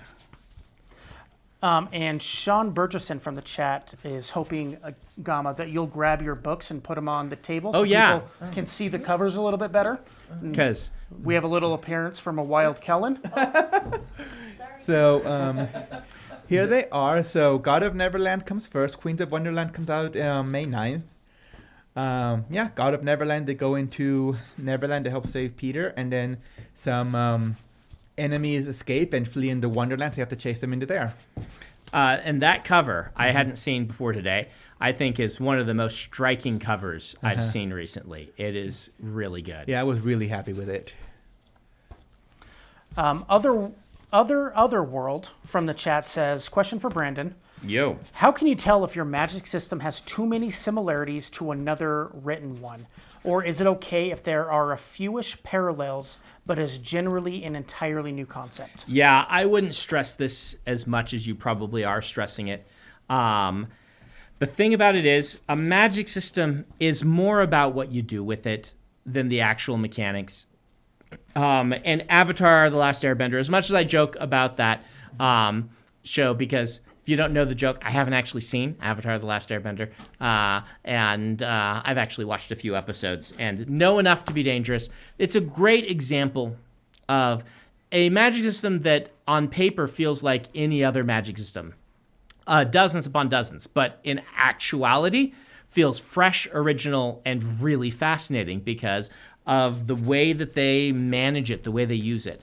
Allomancy is the same way. I've told this story before. I'm sorry if you're hearing the repeat, but I had written the book, had Mistborn come out before someone came to me and said, "Man, I love Allomancy. It feels just like what Magneto does, and I love Magneto." And I'm like, "Oh yeah, it really is a lot like what Magneto does, isn't it?" And I had never put that together.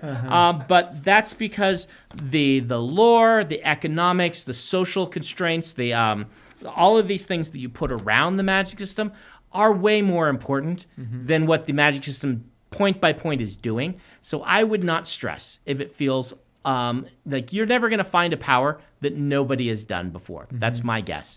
It's going to exist in some obscure comic book at the very least. And so focus instead on making it relevant to your characters, relevant to your setting, relevant to the religions or the economics or the politics, and deeply interconnect those things. Make it important to the characters in interesting ways. And that's what's going to make your magic system stand out. How important and interesting it is to the characters. From the Reddit thread, Ask Me About Fusion says, do you think the market dominance of audiobooks is a precursor to a rise in graphic audio style audiobooks? And what are the strengths and weaknesses of that medium? Yeah, what a wonderful question. I hope so, because I think it's a cool and different way to do a story. Graphic audio, for those who don't know, are full cast audiobooks where each part is read by a different actor. The strengths and weaknesses. So when you have a single narrator audiobook, for some readers, it is easier to disappear into the book because it feels like someone telling you a story and then you can imagine the story and it doesn't get in the way. And when it's a full cast, for some people, it's just harder to imagine it as happening. You see the artifice much more. It can be reversed for other readers, though. Like, people tend to get very opinionated about this in a good way because fulfilling both audiences is a good thing to do. Full cast costs more. Yeah, it just does. yeah. And you'd be like, well, you're recording the same amount of time. Yes, but getting all those actors, it just is really a lot more expensive. So that's one of the limitations. Yeah, definitely. I was going to bring up that would be a big hurdle to the smaller, to the indies. Yeah, Absolutely. the indie, Yeah. it's really hard for the indie to do, even an audiobook alone, because they cost like $5,000 to get one recorded. And if you're going to do full cast, you're probably doubling that.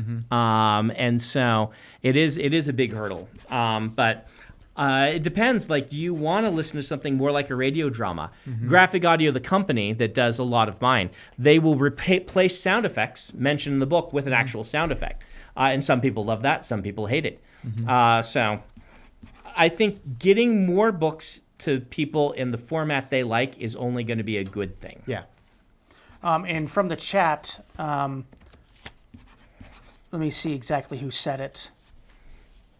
Jesse Goodrich, who I assume just recently watched this week's episode of Intentionally Blank, Oh, yes. wants to know if Hugh Jackman is going to be playing Kelsier. I am a big fan of Hugh Jackman, not just for the memes. I legitimately like actors who seem to really have passion for the part they're playing, and that speaks to me. So everyone I work with in Hollywood knows that I am a big fan of Hugh Jackman, and I will just say I have mentioned Hugh's name many times to people who have asked me how I envision certain characters. I won't say, I will say this: we have not cast Hugh Jackman in anything. We haven't even approached him. So don't be like, oh, Brandon is saying. But when people ask me what I think, I will sometimes say Hugh Jackman would be one of the people I imagine as Kelsier. Sadie from the chat just said Hugh as Vasher, and I can. Yeah, I can he'd be a visualize that, fantastic yeah. Vasher. Oh, yeah. And I usually mention a group of names, right? So it's not like I'm like, you must have Hugh Jackman. I usually mention a group of names for any given character, and I don't know Hugh Jackman. I have not approached Hugh Jackman, so don't take this as Brandon says that Hugh Jackman is going to be doing this. I tend to mention the actors that I like in a lot of things, and so yeah. And we're getting a lot of requests, and I'm not sure if now's the right time to talk about it, but is there anything in particular you wanted to say about the table? Oh yeah, the table. Well, I mean, we'll probably get back to the table. It's obviously, those who are wondering, like, why the table? Well, I've recently, maybe there was an implication that I'm a person who does not come up with interesting topics to talk about. And I thought, well, what's the most interesting topic I could think of? And I thought, well, a table, obviously. So interesting, right? And so that's why we talked about the table, because I wanted to prove that I'm very capable of coming up with fascinating, deep, interesting, engaging topics to have podcasts about. All So, right. tables. All right. I mean, it works for Wendell, so, from the Stormlight Archive. Yeah. So he likes chairs, but, He's very famous. Yeah, he's very, yeah. Mm-hmm. Another question from Grace continues for both of you. What are books that you're reading right now, and do you have any recommendations? So I'm rereading Going Postal just because I wanted to. It's Terry Pratchett. I've already read it like 3 times. I should be reading something else because I should be keeping up on what new people are writing in the genre. But I finished Mary Robinette's book, and then I moved on to that. And so, yeah. I've actually been releasing The Wheel of Time right now. Oh, so- yeah. Yeah. I actually, I need to. There's some guests we have coming up that I need to make sure I read their recent books. So maybe I need to go get one of those and listen to it. Yeah. Evelyn Basham from the chat says, has a question for both of you. I wrote a trilogy that I want to return to one day after I am a better writer. When do I return to that story? And when they do, should they ignore what they've written or read it over again before starting over? So every time I've done it, I've started from scratch without rereading. I can't give you advice on whether the other way would work or not, but I always feel like starting from scratch with the same ideas is a better way for me as a new writer to not get too in the rut of how I used to do it. So I've actually started going back through a book I did a while ago, and I'm actually doing the opposite. I'm reading and I was like, okay, you know what? I'm better than this now. I can fix this. So there's argument to be made for either way. I mean, yeah, I know a lot of people who do that. yeah, I think it depends on where you are as a writer. The fact that you finished a trilogy is already a good thing. But where you are as far as skill level, and how. When you are a better writer, go back and read the first page and then see what you think. Because, yeah. And I'm going to check to make sure that our dinner is coming. And while you're doing that, David Holland from the chat, and this might be too much of a meme, says, Kelsier is an adoptive father to a magic child. Sounds like a perfect cast for Pedro Pascal.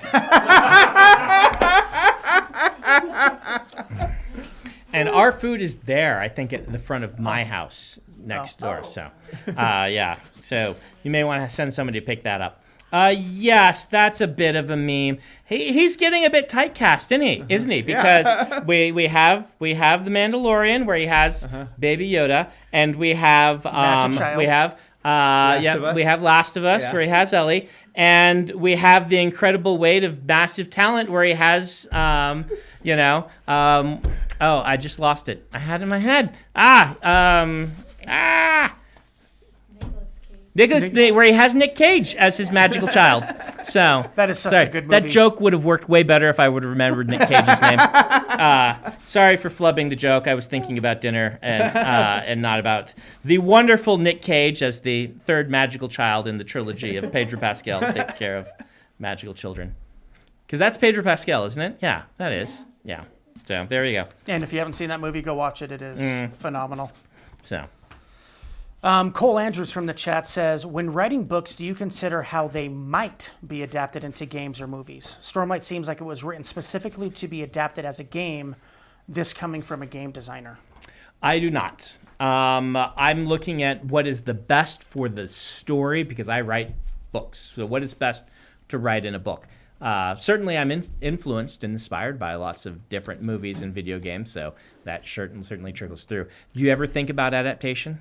Not specifically, but my outlining style is one that I learned from screenwriting. Right, use 3-act format. Yeah, the 3-act format, and a lot from the book Story by Robert McGee and stuff like that. So I don't specifically write towards that, but I write in the same style. Okay. Another question from the Diabetic Game Master.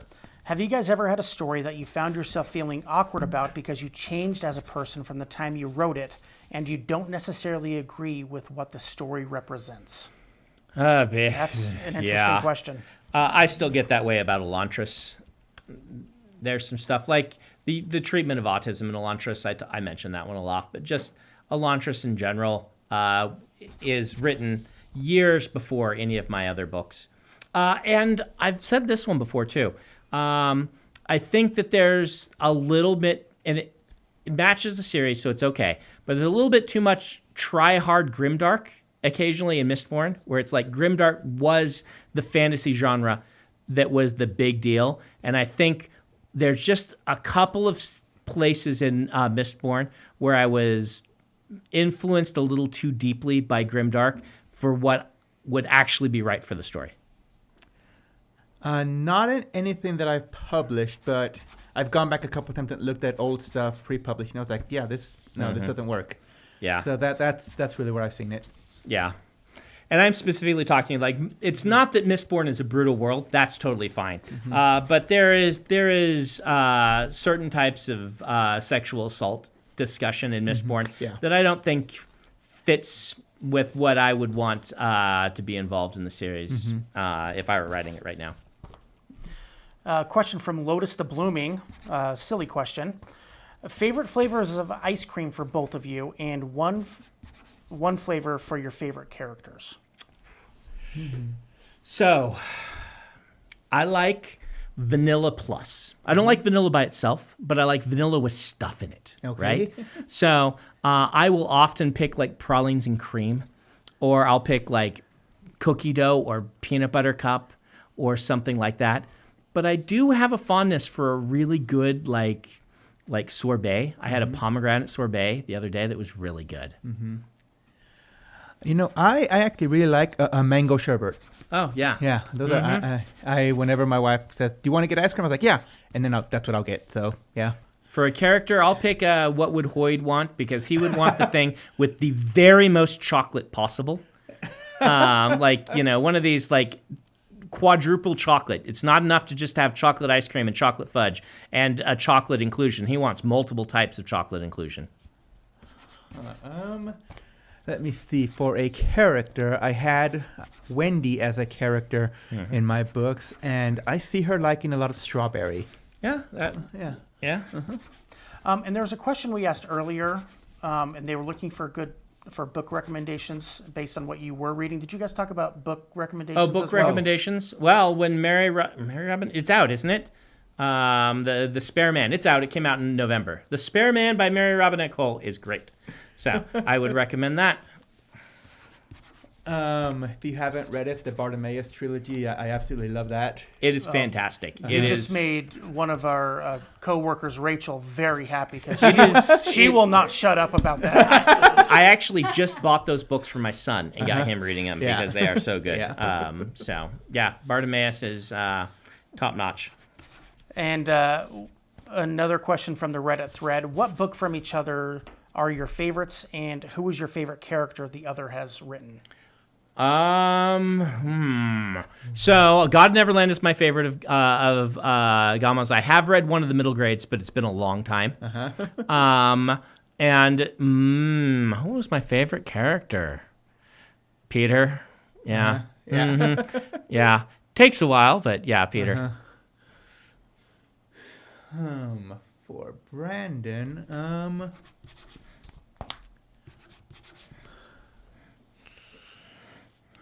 I think that probably be Hero of Ages.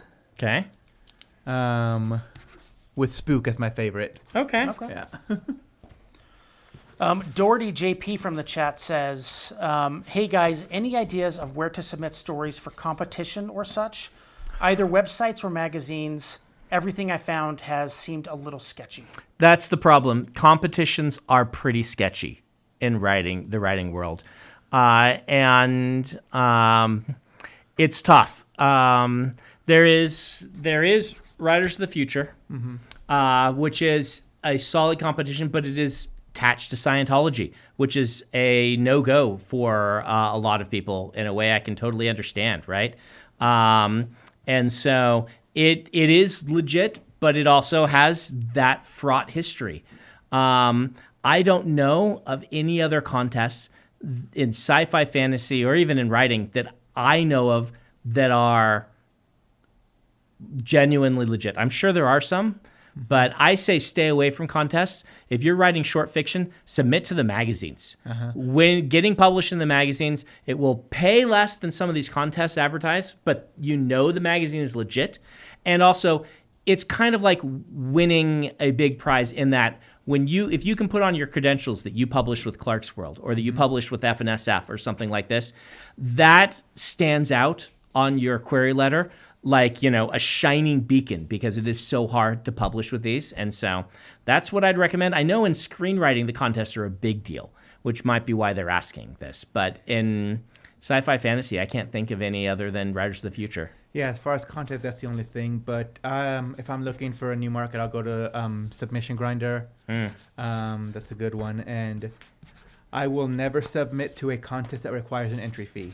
Yeah, that's and almost all of them do. Yeah. And I won't say any specifics, but do go look at Writer Beware. Look up a contest on that or on websites that are advocates for authors, because most of these contests, even the ones like, and I hate to say it, like even the ones that are sometimes started up by big companies that have money behind them, just are not that great a contest. Like every now and then, you will have someone start up a contest that is trying to be a what do you call it? Like Survivor? What do you call that? TV, live reality TV. They're trying to start up a reality TV sort of thing around authors. Usually what they're doing is they're trying to start up a website that'll get you to pay to use, and they'll have some contest associated with it where they're like, we're going to let the readers decide who wins this contest and stuff. And while some of those have good intentions, I don't know of any of them that have actually legit worked. Even the one on Amazon, I don't think worked. Bain started doing a contest. Oh, did they? Yeah, Bain started doing a fantasy short story contest. So that's a good one. Well, that would be legit. Bain is reputable, and so. And we have our marketing friend, Melissa Martinez, in the chat saying, submit to anthologies from Kevin J. Anderson through the Western Publishing Masters Program. Kevin is legit and will treat you well. Yeah. So, finding...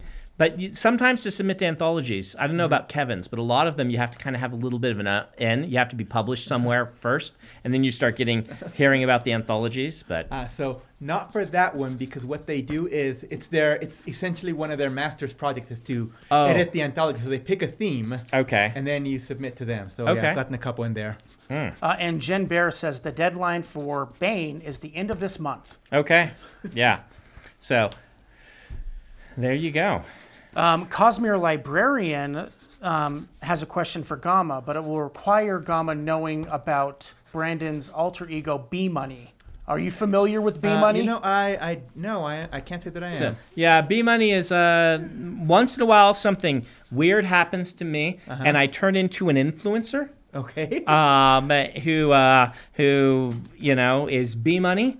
And B Money wants you to be very impressed by. He's one of these types that points out the car in his garage, how nice it is, and things like that. And fortunately, he takes over once in a while, but we're able to shake him out and get rid of him. So once in a while, you'll tell if he's B Money if he's wearing sunglasses indoor and is wearing way too much jewelry. Okay. Yeah. So the question is, do you have an alter ego, and how does he differ from you? I don't think I have a fully developed one.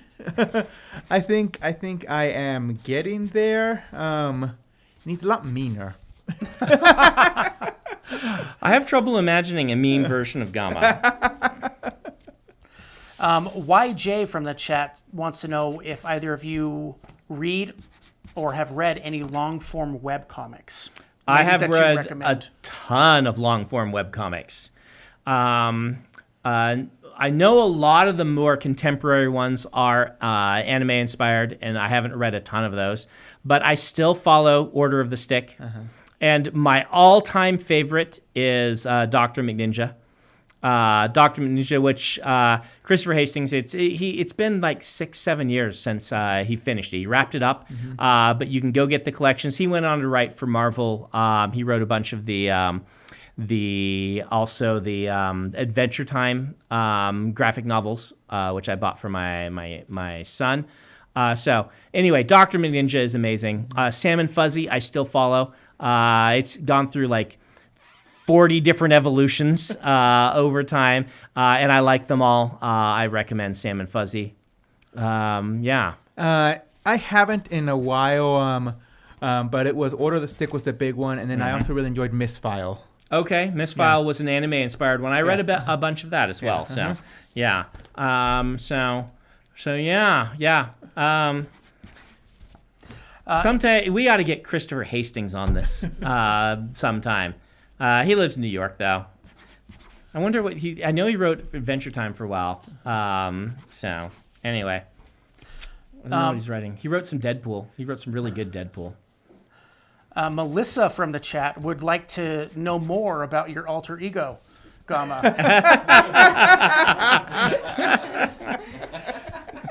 Is it Dad Gama who's the sometimes, yeah. And, it's also Tired Gama. Brando Mando from the chat said, if you could play D&D with any of your characters, which one would you choose and why? I don't know. Wayne? Definitely Wayne. Wayne as DM would be the most amazing thing. It might go a little off, but it would be a fun experience. Oh, actually, the first thing that popped into my mind was I wouldn't want to play with Peter. Yeah. Definitely not.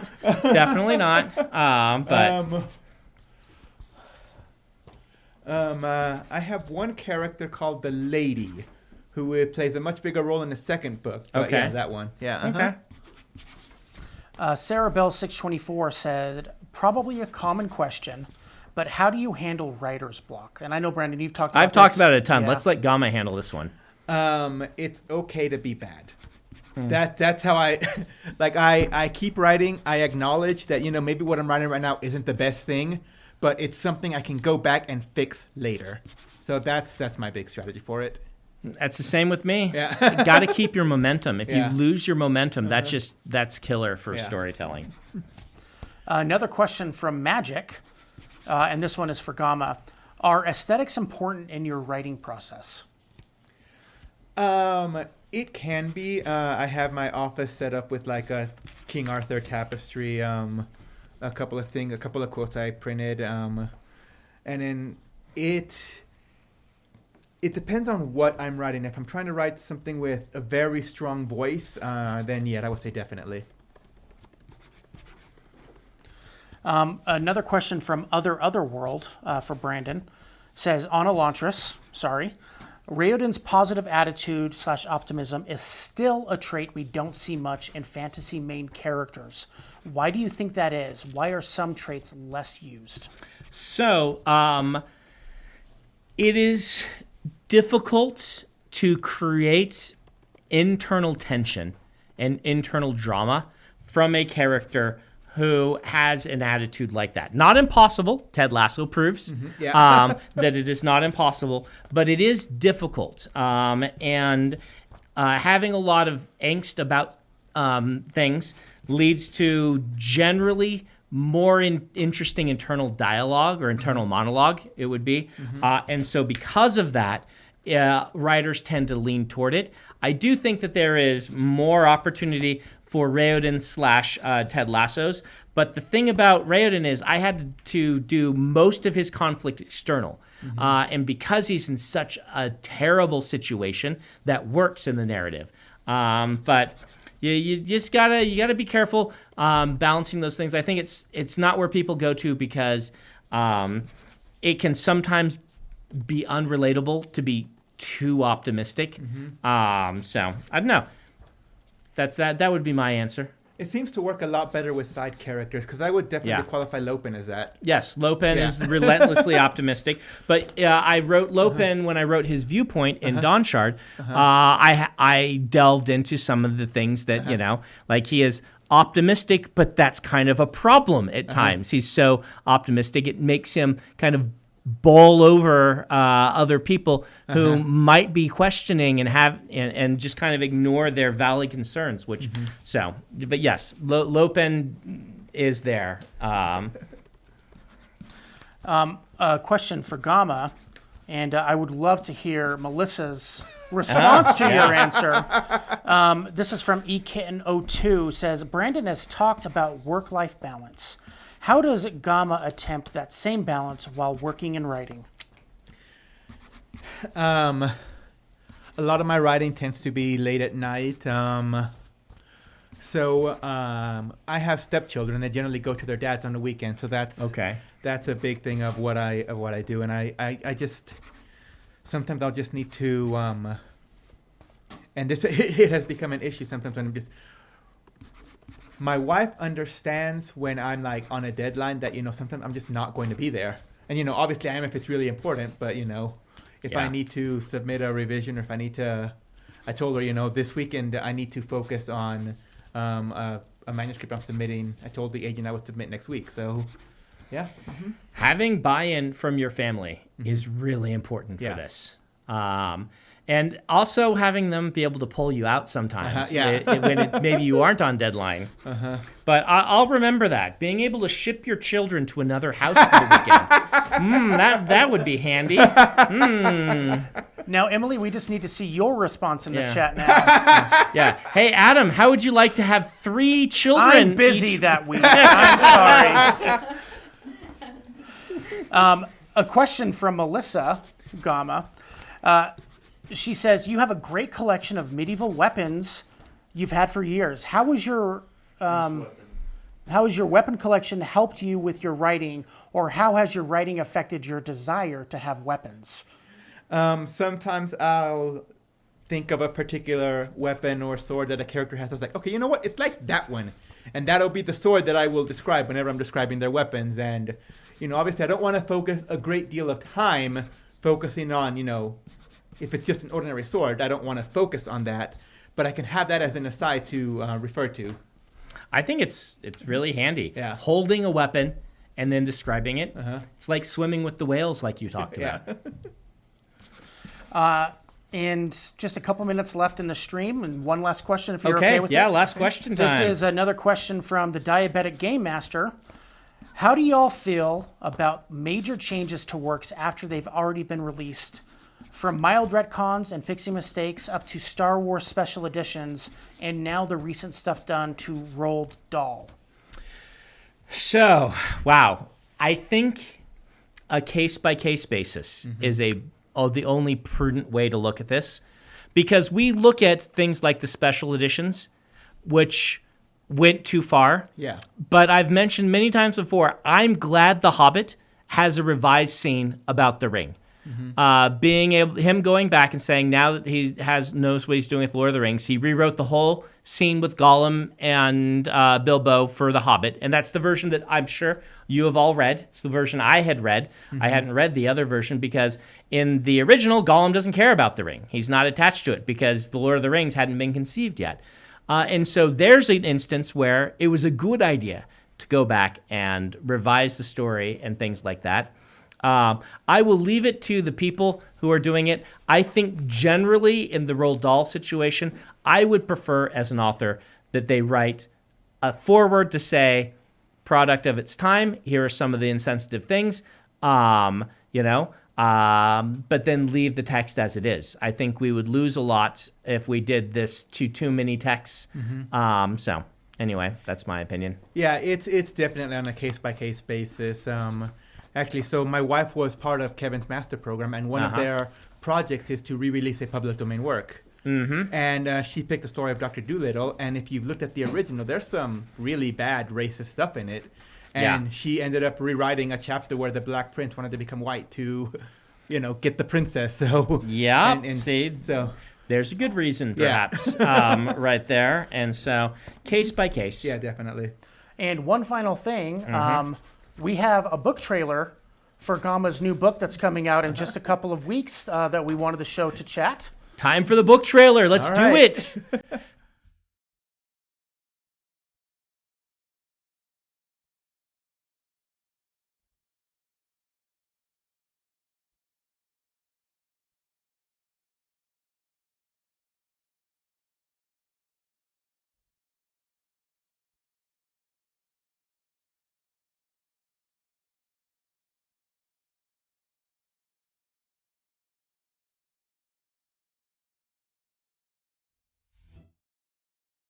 There we are. Yeah.